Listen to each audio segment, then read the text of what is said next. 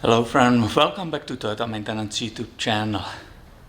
Monday morning, new month of November started, and here is new customer with 2010 Toyota Corolla LE. Pretty sweet car, a nice motor engine. Since it's new customer, we had a little chit chat about it for a couple of minutes, 5 minutes, talking about the car, checking his transmission fluid, which was done by the transmission shop. They checked the fluid, they did the pan, and I'm like, okay, let's see how the fluid is clean. Of course, there was still some black residue on the dipstick, but the owner says, hey, yeah, cabin air filters, I do them myself. It's okay, you don't need to look at it. Well, it's a new customer.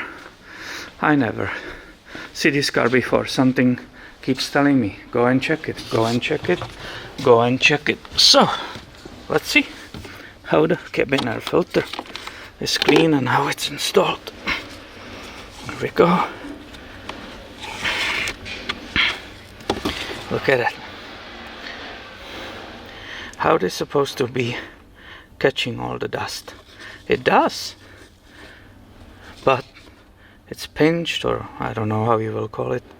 The air is flying here in this open gap. It's not filtering.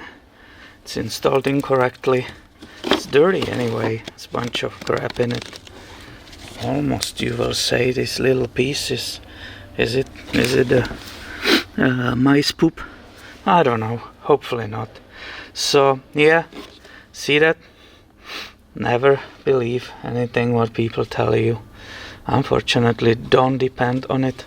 Always recheck, especially when checking cabin air filter takes, what, 1 minute?